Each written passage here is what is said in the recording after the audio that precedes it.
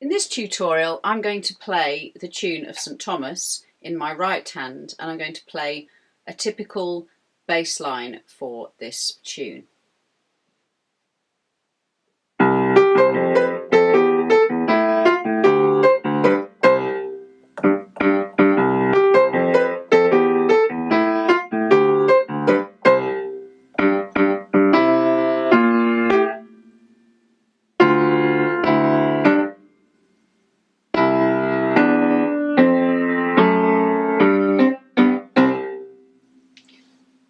It's a very simple tune, but it's a very effective tune. I'm going to play the chords now of this tune, and I'm going to talk through the harmony. So St. Thomas is in the key of C major, so we start off with chord 1, which could be a 6th chord, or it could be a major 7, or a 3-6-9, which sounds like this. I'm going to start off with a 6th chord because it's quite a happy sound. Then we go to chord 4, and then we go to chord 3, which is E minor. So all of those chords, chord 1, which is C, chord 4, which is F, and chord 3, are all what we call diatonic. That's they're in the key of C. And if you want more information, check out my jazz snippets. There should be some more detailed information on that subject there. Then we go to chord 6. Now chord 6 is normally minor, so it's been made major, and it's a dominant 7th. And then it moves to chord 2, and then chord 5, and then chord 1. So that chord 6 is made into a dominant because it just pulls a bit more strongly to chord 2, because chord 6 in this case is A7 and it goes to D minor. So there it's acting as a dominant 7th, pulling towards that. The second lot of 4 bars, that's bars 5 to 8, have the same harmony.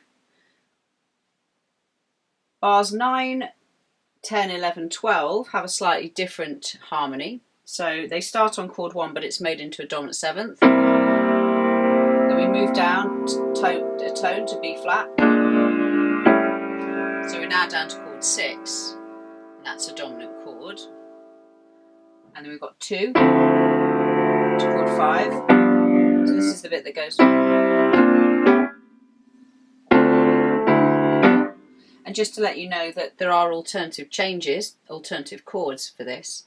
And there's a version where instead of playing chord 1, there's a chord 3, but it's made into a half diminished because it's going to be part of a 2-5-1 into the key of D minor, which is D minor, remember, is our chord 2. So here we go.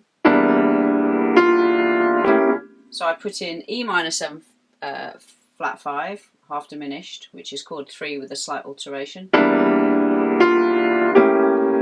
in a flat 9 there, and that's the chord 6, which is a dominant chord in this instance, and then it resolves to chord 2, D minor. And then we go to chord 5 of the home key. So it's kind of like it's almost moving towards a new key of D minor, which is what we know as chord 2, but it's very, very momentary. Here's the alternative chords again. So we've got E minor 7 flat 5, A7 flat 9,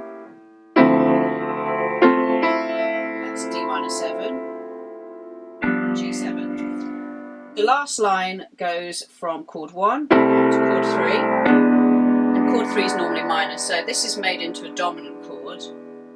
And then we go to chord 4, then a diminished chord, which is just a semitone up, F sharp diminished. Then we've got chord 1, but it's got a G in the bass, which means it's a second inversion. Again, if you're not sure of inversions, do check out my jazz snippets page. Okay, we got then chord 5, and then chord 1. And just to let you know, this end is a cadence, it's the ending, and it's what we often call 1C, C meaning second inversion, chord 5, chord 1, and that's a very, very common sequence.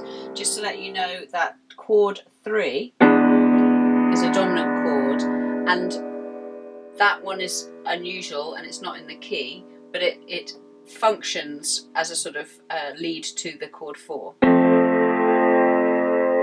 So that like what we call an interrupted cadence. So it seems to arrive at the chord of F from a semitone below.